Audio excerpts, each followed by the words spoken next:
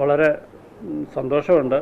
കാരണം അവാർഡ് എന്ന് പറയുന്നത് സർക്കാർ അല്ലെന്നുണ്ടെങ്കിൽ ഒരു ജൂറിയുടെ ഒരു പ്രത്യേകിച്ച് സ്റ്റേറ്റ് ഗവൺമെൻറ് നൽകുന്ന ഒരു ഓണർ എന്നുള്ള രീതിയിൽ വളരെ അധികം സന്തോഷമുണ്ടാകുന്ന കാര്യമാണ്. പ്രത്യേകിച്ച് 9ഓളം അവാർഡുകൾ ലഭിക്കുന്നു. എനിക്ക് തോന്നുന്നു ഇത് 3ാം തവണയാണ് ബെസ്റ്റ് ഡയറക്ടർ എന്നുള്ള അവാർഡ്. ഏതാണ്ട് ഒരു ഹാട്രിക് എന്ന കണക്കിൽ പോയാൽ അതിന് മുമ്പ് നവാഗത സംവിധായകനും ലഭിച്ചിട്ടുണ്ട്. അപ്പം 8 സിനിമ ചെയ്തപ്പോൾ 4 അവാർഡ് ലഭിച്ചു, സംവിധാനത്തിന് കിട്ടിയെന്ന് പറയുന്നത് വളരെ ഹാപ്പിനെസ് ഉണ്ടാക്കുന്നൊരു കാര്യമാണ്. പിന്നെ ചില കാര്യങ്ങളെ നമുക്ക് അതിശയിപ്പിക്കുന്നുണ്ട്. കാരണം പക്ഷേ ഒരു ജൂറിയുടെ തീരുമാനങ്ങൾക്ക് നമ്മൾ ഒരു എഗൻസ്റ്റായിട്ട് എന്തെങ്കിലും സംസാരിക്കുന്നതിൻ്റെ അകത്ത് അർത്ഥമില്ലാത്തതുകൊണ്ട് വളരെ സന്തോഷം. പ്രത്യേകിച്ച് മേജർ അവാർഡുകൾ ഒക്കെ ആടുജീവിതത്തിന് ഉണ്ട് എന്നറിയുന്നത് ബെസ്റ്റ് ആക്ടർ, ഒപ്പം തന്നെ ബെസ്റ്റ് ക്യാമറ, ഓഡിയോഗ്രാഫി, അപ്പോൾ അങ്ങനെ ഒരു major sections and adopted script, almost ഏറ്റവും കുറേ നല്ല രഞ്ജിതമ്പാടി. പിന്നെ ഏറ്റവും സന്തോഷം തരുന്നത് എനിക്ക് തോന്നുന്നു ഗോകുലിന് പിന്നെ ഒരു സ്പെഷ്യൽ ജൂറി അവാർഡ് ലഭിച്ചു എന്ന് പറയുന്നത് നമുക്കറിയാം. അതിന് ഒരു മേജർ അവാർഡിലേക്ക് ചിലപ്പം മറ്റു കോമ്പറ്റീഷൻ ഉള്ളതുകൊണ്ട് പോകാൻ സാധ്യതയില്ലാത്തതാണ്. പക്ഷെങ്കിൽ വളരെ ഔട്ട്സ്റ്റാൻഡിംഗ് ആയിട്ട് പെർഫോം ചെയ്ത ഗോകുലിനെ കൺസിഡർ ചെയ്തതാണ് എനിക്ക് ഈ അവാർഡുകളിൽ ഏറ്റവും മനോഹരമായിട്ടും സന്തോഷം ഉണ്ടാക്കിയായിട്ട് തോന്നിയിട്ടുള്ളത്.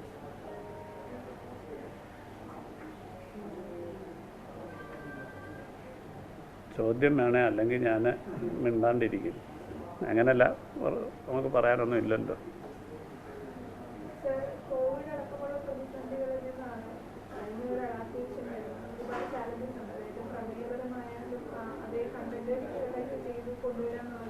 വളരെ വെല്ലുവിളി നിറഞ്ഞൊരു കാര്യമാണ്. അപ്പം ഇത്രയും അവാർഡുകൾ, ഇത്രയും പുരസ്കാരങ്ങൾ കിട്ടുമ്പോൾ ആ വെല്ലുവിളി ഒരു ലക്ഷ്യത്തിലേക്ക് എത്തിയെന്ന് നമുക്ക് പറയാം. അത് ഏറ്റവും ലക്ഷ്യത്തിലെത്തുന്നതെന്ന് പറഞ്ഞാൽ ഒരു സിനിമയ്ക്ക് വേണ്ടി സമീപിക്കുമ്പോൾ ഒരിക്കലും ഒരു അവാർഡല്ല നമ്മുടെ മനസ്സിലുണ്ടാകുന്നത്. ഇത് പ്രേക്ഷകനോട് എത്രത്തോളം ശക്തമായി കമ്മ്യൂണിക്കേറ്റ് ചെയ്യാൻ പറ്റുന്നതായിരിക്കണം സിനിമ.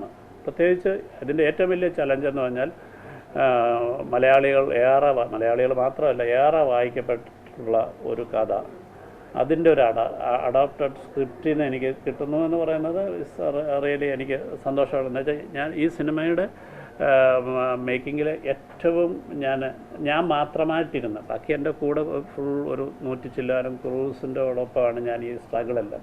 ഞാൻ തന്നെ ഏറ്റവും സ്ട്രഗിൾ ചെയ്തിട്ടുള്ളൊരു ചില സമയം എന്ന് പറഞ്ഞാൽ ഇത് എങ്ങനെ ഇത്രയും 43 അധ്യായത്തിൽ കിടക്കുന്ന നിങ്ങളുടെ ഓരോരുത്തരുടെയും മനസ്സിൽ ഭയങ്കരമായ വിഷ്വലുകൾ തീർത്തിട്ടുള്ള ഈ കഥയെ, പ്രത്യേകിച്ച് അഡോപ്റ്റ് ചെയ്തിട്ടുള്ള ഇതിങ്ങനെ തന്നെ കാണണമെന്ന് ആഗ്രഹിക്കുന്ന ആൾക്കാരുണ്ട്.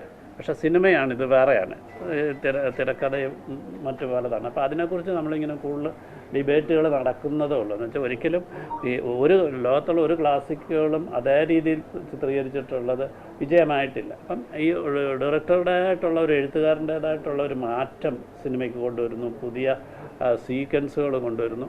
അതൊക്കെ പ്രേക്ഷകർ ഭയങ്കരമായി അംഗീകരിച്ചു. ഇപ്പോൾ ഒരു ജൂറിയും സ്റ്റേറ്റ് അവാർഡും അംഗീകരിച്ചു എന്ന് പറയുന്നത് ഈ തിരക്കഥയ്ക്ക് കിട്ടിയ ഒരു അവാർഡിനെ ഞാൻ ഒരുപാട് മാനിക്കുന്നു.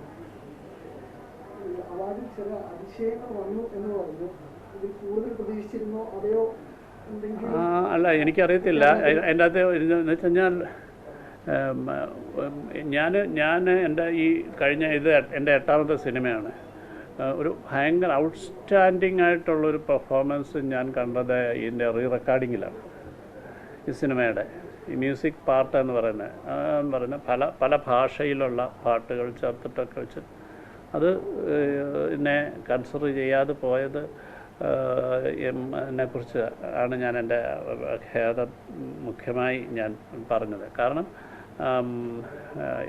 ഓരോന്നിൻ്റെയും എല്ലാത്തിൻ്റെയും പെയിൻ നമുക്കറിയാം. എത്രത്തോളം റീവർക്ക് ചെയ്ത ഒരു ഇതിൽ അതാര് ചെയ്തു എന്നുള്ളതിനെക്കുറിച്ചുള്ളതല്ല, പക്ഷേ അത്രയധികം വലിയ ഒരു സ്കോറ് കാണാതെ പോയോ അല്ലെന്നുണ്ടെങ്കിൽ എൻ്റെ ഒരു മ്യൂസിക് കേരളം മുഴുവൻ പാടിക്കൊണ്ട് നടക്കുന്ന പാട്ടുകൾ ഉള്ള ഒരു സിനിമയിൽ അത് കാണാതെ പോയോ എന്നുള്ളത് ഒരു വലിയൊരു ലെജൻഡിനെ നമ്മൾ എങ്ങനെ കണ്ടു എന്നുള്ളതിനെക്കുറിച്ച് ഉള്ളൊരു ചോദ്യം മാത്രമേ ഉള്ളൂ. അത് ജൂറിയുടെ ഇഷ്ടമാണ്. എൻ്റെ വിഷമം മാത്രമാണ്, എൻ്റെ പരാമർശമല്ല, എൻ്റെ വിഷമമാണ് അതിനെക്കുറിച്ച്. എന്ന് വെച്ചാൽ നമ്മൾ ഓരോ ആർട്ടിസ്റ്റുകളെ നമ്മൾ ഇതിലേക്ക് കൊണ്ടുവരുമ്പോൾ അവരോടൊപ്പം വർക്ക് എങ്ങനെ ഒരു ബെസ്റ്റ് ഡയറക്ടറാകുന്നത്, അവരുടെ എല്ലാം വർക്കുകൾ ബെസ്റ്റ് ആകുമ്പോഴാണ് അല്ലേ. ഫോട്ടോഗ്രാഫി ബെസ്റ്റ് ആകുന്നതും എല്ലാം നമ്മൾ പറയുന്ന ഫ്രെയിം, നമ്മൾ പറയുന്ന മൂഡ് കാര്യങ്ങൾ, അല്ലെങ്കിൽ സൗണ്ടിങ്, ഇതെല്ലാം ഇങ്ങനെ വരുമ്പോൾ അങ്ങനെ ഏറ്റവും കൂടുതൽ ഞാൻ അത്തരം രീതിയിൽ വർക്ക് ചെയ്തിട്ടുള്ള ഒരു ഏരിയയോടാണ് ഇതിൻ്റെ മ്യൂസിക് എന്ന് പറയുന്നത്. അതുമാത്രമാണ്, അതാണ് എനിക്ക് വളരെ ആശ്ചര്യപ്പെടുത്തിയ ഒരു കാര്യം കൂടി. നജീബിനെ പോലെ തന്നെ ഇമ്പോർട്ടൻ്റ് ആയിട്ടുള്ള ഒരു കഥാപാത്രമാണ് ഹക്കീമും ഇബ്രാഹിം ഖാദറിയും ഒക്കെ. അതിൽ ഹക്കീമിൻ്റെ കാര്യം എടുത്തു പറയുകയാണെങ്കിൽ പൃഥ്വിരാജിനെ പോലെ തന്നെ ഒരുപാട് ബോഡി ട്രാൻസ്ഫോർമേഷൻ ഒക്കെ നടത്തിയത്. അപ്പം ആ ഒരു കാസ്റ്റ് അതിനും ഒരു അംഗീകാരം കൂടി കിട്ടുവാണ് ഗോകുലിൻ്റെ ആ കഥാപാത്രത്തിൽ. നമുക്ക് ഞാൻ ആദ്യം തുടക്കത്തിൽ തന്നെ പറഞ്ഞു, ഗോകുൽ എന്ന് പറയുന്ന ഒരു പുതിയൊരു കുട്ടി.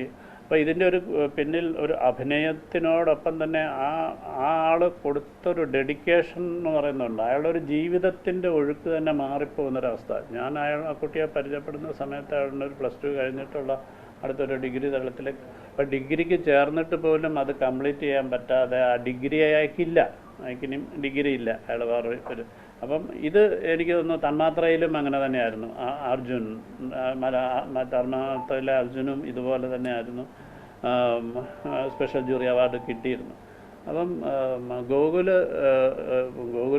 പൊതുവേ ഒരു മെലിജ ആളായതുകൊണ്ടായിരിക്കാം അവനും ഇതിനപ്പുറമായിട്ട് പട്ടിണി കിടന്നിട്ടുണ്ട്. അവൻ ഭ്രാന്തനായി പോകുന്ന ഒരു ചില അവസ്ഥകൾ കണ്ടിട്ടുണ്ട്. കാരണം ഈ ക്യാരക്ടറിനെ അങ്ങോട്ട് കൊണ്ടുവന്നിട്ട് ഇവൻ്റെ രീതികൾ, ഇപ്പോൾ ഒരു ഷെഡ്യൂളിൽ ഞാൻ ഭയങ്കരമായി അവനെ ഈ ഹക്കീമിനെ ഇങ്ങനെ അവനങ്ങ് ഇമാജിൻ ചെയ്തുകൊണ്ട് പോവുകയാണ്. അപ്പം ഞാൻ അതിൽ നിന്ന് ഇറക്കിക്കൊണ്ട് വരുവാണ്. അപ്പം വീട്ടിൽ പോലും അവൻ ബിഹേവ് ചെയ്യുന്നത് വേറെ, അങ്ങനെ ഒരു വലിയൊരു ലൈഫിനെ ഒരു കഥാപാത്രത്തിലേക്ക് എത്തിക്കാനായിട്ടുള്ള ഒരു തുടക്കക്കാരനായതുകൊണ്ടായിരിക്കും വലിയൊരു ശ്രമം നടത്തിയിട്ടുള്ളൊരു കുട്ടിയാണ്. അപ്പോൾ ആ കുട്ടിക്ക് സ്റ്റേറ്റ് ഓണർ ചെയ്യുന്നു എന്ന് പറയുന്നതാണ് അതുകൊണ്ടാണ് ഞാൻ പറഞ്ഞത്, ഈ അവാർഡിൽ ഏറ്റവും ഞാൻ സന്തോഷിക്കുന്നത് ഗോകുലിന്. ഞാനിപ്പോൾ പറയും, നമ്മുടെ ഒരു വലിയൊരു ഉത്തരവാദിത്വം, ഒരു ഡയറക്ടർ പറഞ്ഞതിൻ്റെ പേരിൽ അയാളുടെ ഭാവി തന്നെ കളഞ്ഞിട്ട്, അയാളുടെ വിദ്യാഭ്യാസം കളഞ്ഞിട്ട് അയാളൊരു സിനിമയ്ക്ക് വേണ്ടി ഇറങ്ങുന്നു. ആ ആൾക്ക് ഒരു വിലയും മതിപ്പും കൊടുക്കാൻ പറ്റുന്നു. അതൊന്നും ആ വിശ്വാസത്തിന് ഞാൻ കൊടുക്കുന്ന വിലയാണ്. അപ്പോൾ അത് ബാക്കിയുള്ളവരൊക്കെ പ്രൊഫഷണലാണ്, ബാക്കിയുള്ളവരെല്ലാം പ്രൊഫഷണലായിട്ട് ആ ജോലി ചെയ്യുന്നു, അതിൽ മികവുണ്ടാക്കുന്നു എന്നുള്ളതാണ്. പക്ഷേ ഇത് തീർത്തും ആ കുട്ടിക്ക് ഗോകുലിന് കിട്ടിയ വലിയ അപ്രിസിയേഷനായിട്ട് തന്നെ കരുതാം. അത് കിട്ടാതിരുന്നെങ്കിൽ ചിലപ്പം ഈ സന്തോഷമൊന്നും ഉണ്ടാവില്ല.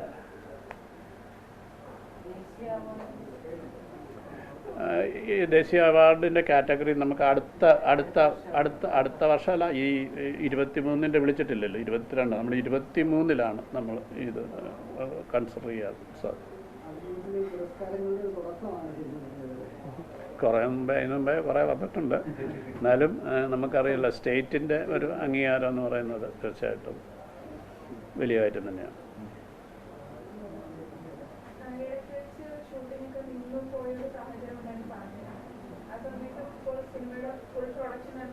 നിർമ്മാണം എന്ന് പറയുന്ന ഒരു പ്രധാന ഘടകമാണ്. ഫണ്ട് റേസ് ചെയ്യാനും സഹനിർമ്മാണത്തിൽ കൂടെ നിൽക്കുക. അപ്പോൾ KG ഒരു സഹകരണം ഈ ഒരു സിനിമയുടെ ഒരു വലിയൊരു ഭാഗം തന്നെ. തീർച്ചയായിട്ടും അതുകൊണ്ടാണ് നമ്മളിവിടെ ഇരിക്കുന്നത് പോലും.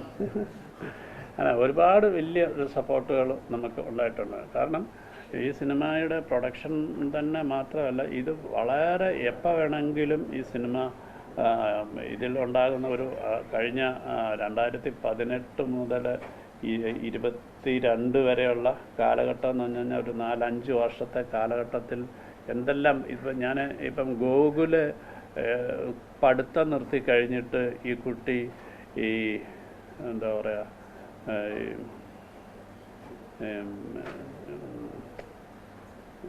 ഏതോ സൊനാട്ടായോ അതുപോലെ ഏതോ ഒരു ഇതിനകത്ത് ബൈക്കുമായിട്ട് ഇവനെ ഇങ്ങനെ ഫുഡൊക്കെ കൊണ്ടെത്തിച്ചു, എന്താ പറയുക, അങ്ങനെ ഡെലിവറി ചെയ്യാനായിട്ടുള്ള ഒരു കുട്ടിയെ അവനെ ആ ജോലി ചെയ്യുമായിരുന്നു.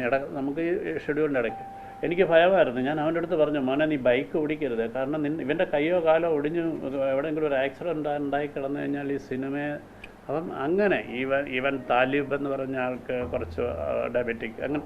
അപ്പോൾ ഇവരെയോടെയൊക്കെ ഒരു ഏറ്റവും ആരോഗ്യത്തോടുകൂടി നിലനിർത്തുക ഇത്രയും വർഷം കാലം. അപ്പോൾ എന്ന് പറഞ്ഞാൽ ഒരു ഡയറക്ടർ എന്നുള്ള രീതിയിലല്ല, ഇതിൻ്റെ ഒരു എന്താ പറയുക, മൊത്തത്തിലുള്ള ഒരു രക്ഷകർത്താവിൻ്റെ ഒരു ഫീൽ പോലെയാണ്. അപ്പം ഞാൻ ഈ കുട്ടിയെടുത്ത് പറയുന്നുണ്ട്, നിനക്ക് പൈസയ്ക്ക് ആവശ്യമുണ്ടെങ്കിൽ നീ എൻ്റെ അടുത്ത് ചോദിച്ചാൽ ഈ പണിക്ക് നീ പോകണ്ട, കാരണം ഇവൻ രാത്രിയിലും ഒക്കെ ഇങ്ങനെ ബൈക്ക് ഓടിച്ച് പോകുന്നു എന്നൊക്കെ പറയുന്നത് അതിൻ്റെ കാരണം ഈ സിനിമയാണല്ലോ, അല്ലെങ്കിൽ ഇവൻ കോളേജിൽ പോകേണ്ട ആളാണല്ലോ.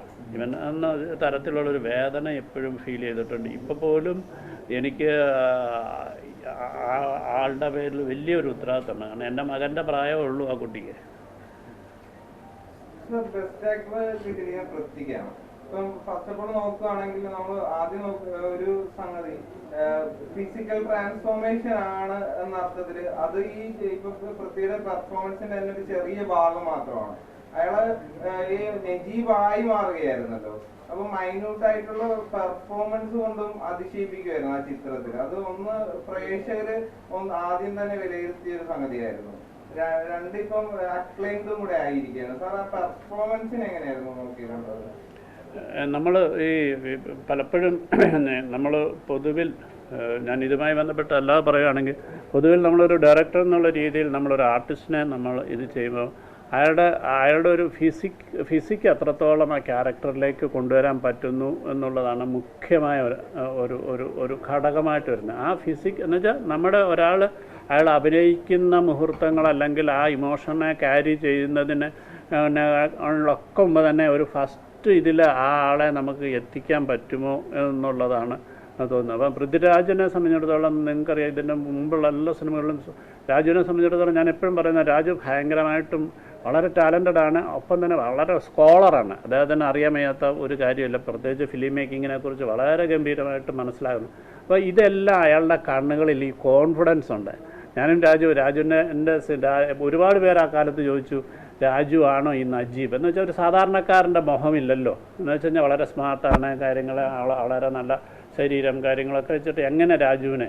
അപ്പോൾ രാജുവിലേക്ക് ഞാൻ എത്തുന്നതെന്ന് പറഞ്ഞാൽ രാജുവിന് സിനിമയോടുള്ളൊരു ഡെഡിക്കേഷൻ ഉണ്ട്. അതായത് എന്തിനു വേണ്ടിയും തയ്യാറാകാൻ പറ്റുന്ന, എൻ്റെ കൂടെ നിൽക്കാൻ പറ്റുന്ന ഈ കാലം ഇത്രയും കാലം എടുക്കുമെന്നൊന്നും നമ്മൾ തുടക്കത്തിൽ വിചാരിച്ചില്ലെങ്കിൽ പോലും ഇതൊരു 3-4 ഷെഡ്യൂളായിട്ട് തീർക്കുകയുള്ളൂ എന്നുള്ള ഇതിൻ്റെ ഓരോ കാലഘട്ടത്തിന് നമ്മളങ്ങനെ കണ്ടിരുന്നത്. അപ്പോൾ ഒരു 2 വർഷമെങ്കിലും ഷൂട്ട് ചെയ്യേണ്ടി വരുമെന്ന് പറയുമ്പം ഒരു തിരക്കുള്ള ഒരു ആർട്ടിസ്റ്റിന് എത്രത്തോളം അതിന് സമയം കണ്ടെത്താം. അപ്പം ഈ രാജുവും ഞാനും തമ്മിലുള്ള ഒരു ആദ്യത്തെ ഡിസ്കഷൻ എന്ന് പറഞ്ഞാൽ രാജുവിൻ്റെ കണ്ണിൻ്റെ തീക്ഷ്ണത എങ്ങനെ കുറയാൻ പറ്റും. നമുക്ക് മുഖത്തും മറ്റു കാര്യങ്ങളിലൊക്കെ മേക്കപ്പ് കുറയ്ക്കാൻ പറ്റും, പക്ഷേ ഈ കണ്ണിലുണ്ടാകുന്ന ഈ കോൺഫിഡൻസ് ലെവൽ എങ്ങനെ മാറാൻ പറ്റുക.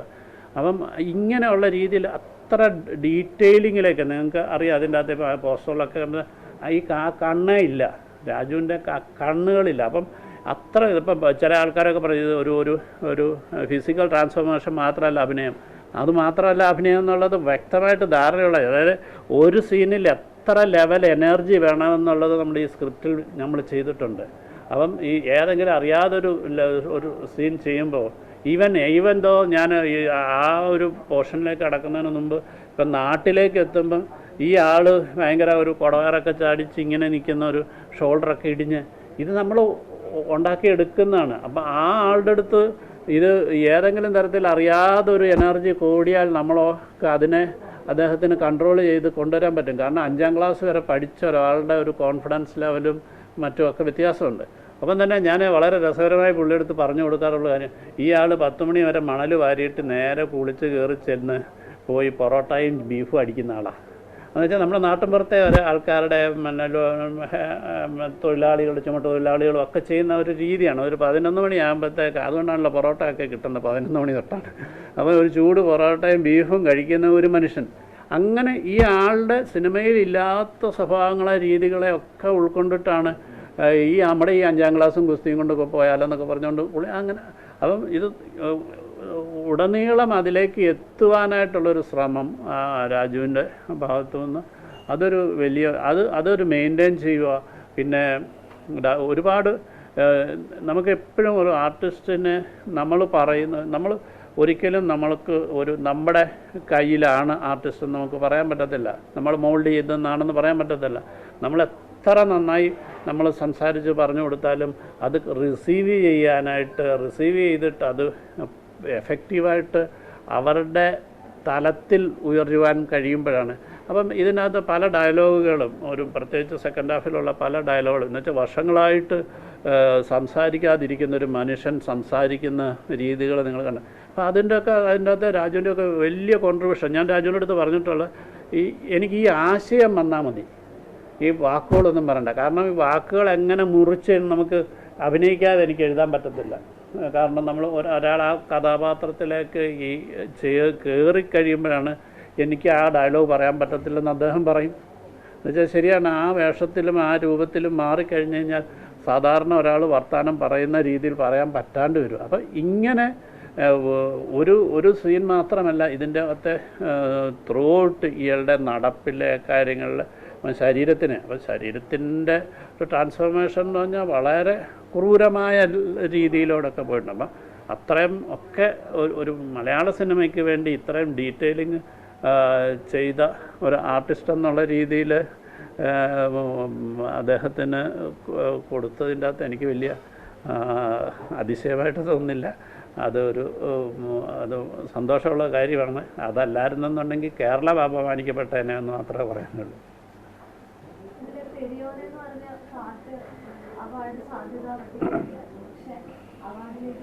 ഒരുപാട് ആളുകൾ ശ്രദ്ധിച്ച് ഒരുപാട് ആളുകൾക്ക് ഇഷ്ടപ്പെട്ട പാട്ടായിരുന്നു.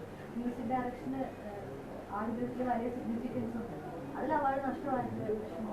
ഞാൻ നേരത്തെ അതിനെക്കുറിച്ച് സൂചിപ്പിച്ചിരുന്നല്ലോ. എൻ്റെ ഏറ്റവും വലിയ വിയോജിപ്പ് അതിനോടായിരുന്നു. എന്തുകൊണ്ട് എന്ന് പറയുന്നതിൻ്റെ അകത്ത് അത് നാളെ കേരളം ചർച്ച ചെയ്യുന്ന ഒരു വലിയ കാര്യമായിരിക്കും. എന്ന് വെച്ച് കഴിഞ്ഞാൽ ആ പാട്ട് മാത്രമല്ല, അതിൻ്റെ റീ റെക്കോർഡിങ് എന്ന് പറഞ്ഞാൽ എൻ്റെ ഓപ്പണിംഗ് സീനിനെ കുറിച്ച് ഞാൻ എൻ്റെ സ്ക്രിപ്റ്റിൽ എഴുതിയിരിക്കുന്നത് അതായത് സ്വർഗത്തിനോട് ചേർന്ന് നിൽക്കുന്ന ഇതിൽ സ്വർഗത്തിൽ നിന്നുള്ള മാലാഹമാരുടെ പാട്ടുകൾ താഴേക്ക് പൊഴിഞ്ഞിറങ്ങുന്ന പോലെ എന്നുള്ള പറയുന്ന അതാണ് ആ മറ്റേ ഡെസേർട്ട് വരുമ്പോഴത്തേക്ക് ഇങ്ങനെ ഭയങ്കരമായിട്ട് അപ്പോൾ ഇങ്ങനെ കവിത പോലെ മ്യൂസിക്കിനെ ഉപയോഗിച്ച്, അതായത് ഒരു സ്ക്രിപ്റ്റ് നമ്മൾ സ്ക്രിപ്റ്റിൽ ഒരു മ്യൂസിക് ഇത് അങ്ങനെ വർക്ക് ചെയ്തിട്ടുള്ള ഒരു സിനിമ കൂടിയായിരുന്നു. ഇനിയും സാധ്യതകളുണ്ടല്ലോ സാറല്ല.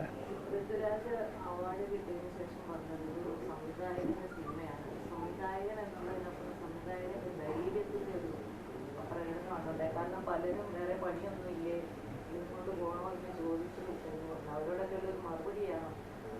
അങ്ങനെയൊന്നുമില്ല.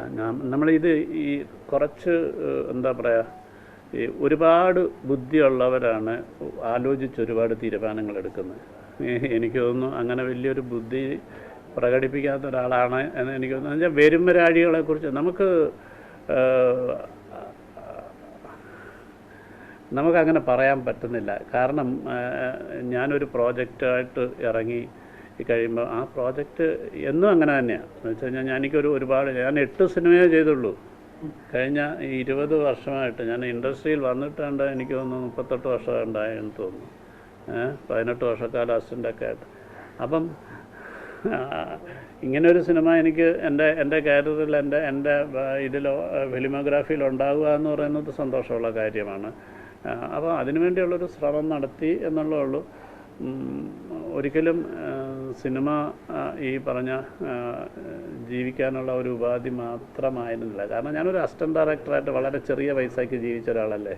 എനിക്ക് നാളെ അതിലേക്ക് പോകാൻ ഒരു മടിയില്ലാത്ത ഒരാളാണ്. പെട്ടുപോകുന്നല്ലേ, മനഃപൂർവ്വം ഞാൻ 10 വർഷം ആക്കിയല്ല.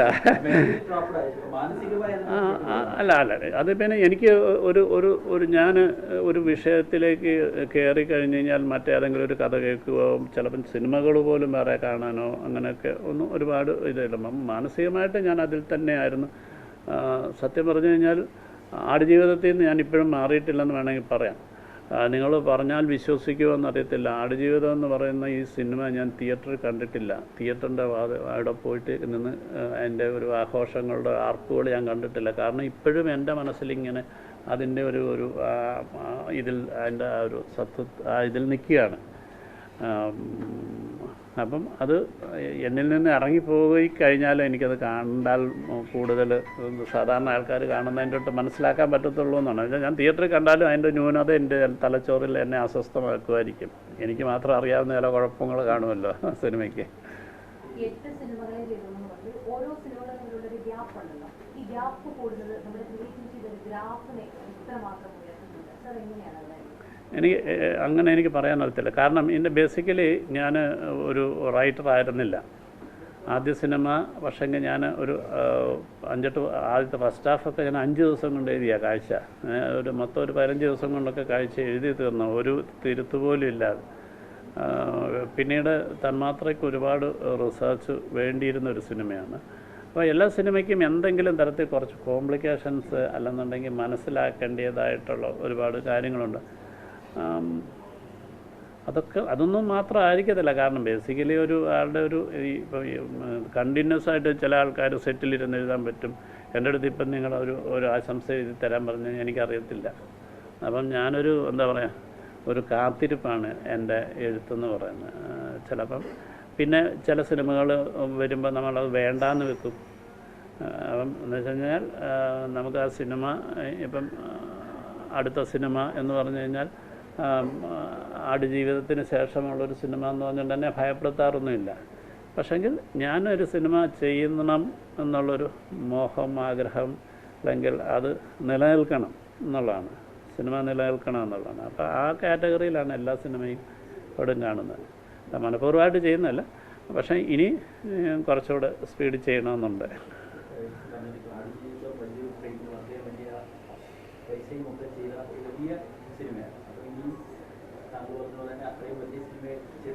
ചെയ്താലും കുഴപ്പമില്ല. സാധാരണ ആളുകളൊക്കെ മുകളിലേക്ക് 100 കോടിയാണെങ്കിൽ അടുത്ത അത്രയും വലിയ മനുഷ്യൻ്റെ ഒരു പൊതു സ്വഭാവം അതാണല്ലോ. എന്ന് വെച്ച് കഴിഞ്ഞാൽ മുകളിലോട്ടുള്ള സ്റ്റെപ്പുകളെല്ലാം നമ്മൾ നോക്കുകയുള്ളൂ. അങ്ങനെ തന്നെ വേണമെന്നുള്ളതാണ്. എന്ന് വെച്ചാൽ നമ്മളൊരു ചെറിയ സിനിമ ചെയ്താലും അതിൻ്റെ കണ്ടൻറ്റിനാണല്ലോ വാല്യൂ ഉണ്ടാകുന്നത്. അപ്പോൾ അത് ചെറിയ സിനിമയാകത്തില്ല. അപ്പോൾ അതുകൊണ്ട് അടുത്ത സിനിമയെക്കുറിച്ച് ഞാനായാലും ഒരു അക്ഷരം ഞാൻ ഇപ്പോൾ പറയത്തില്ല. പ്രോസസ് ഫൈനലിസ്റ്റ് വന്ന 35 സിനിമകളിൽ 25 നവാഗത സംവിധായകരുടെ സിനിമയാണ്. മലയാള സിനിമയ്ക്ക് ഒരു ബൂസ്റ്റ് നൽകുന്നുണ്ടോ? തീർച്ചയായിട്ടും. എന്ന് വെച്ച് കഴിഞ്ഞാൽ മലയാളത്തിൽ പുതിയ തലമുറ സിനിമയുമായി സമീപിക്കുമ്പോൾ അതിൻ്റേതായിട്ടുള്ള വിഷയങ്ങൾക്കൊക്കെ അതിൻ്റേതായിട്ടുള്ള വ്യത്യസ്തത ഉണ്ടാകാറുണ്ട്. പക്ഷേ അത് പലപ്പോഴും ഒരു സിനിമ നന്നായി വരികയും പിന്നീട് ആ സിനിമകളുടെ തുടർച്ച ഉണ്ടാകാതിരിക്കുകയും ചെയ്യുന്നൊരു പ്രവണതയോടെ ഉണ്ടാകാറുണ്ട്. ഇത്രയും പുതിയ സംവിധായകർക്ക് അവസരമുണ്ടായി എന്നുള്ളതാണ്. അതാണ് ഏറ്റവും ഇൻഡസ്ട്രിയാണ് അതിന് ഏറ്റവും നന്ദി പറയേണ്ട. അവരെക്കാട്ടും കൂടുതൽ ഇൻഡസ്ട്രി അവരുടെ അപ്പം ഒരുപാട് ആൾക്കാർ പ്രത്യേകിച്ച് ഒരു കാലത്തിനനുസരിച്ചുള്ള സിനിമയുടെ മാറ്റത്തിനെ നമ്മൾ ഇൻഡസ്ട്രി അംഗീകരിക്കുന്നു, പ്രേക്ഷകരും അംഗീകരിക്കുന്നു.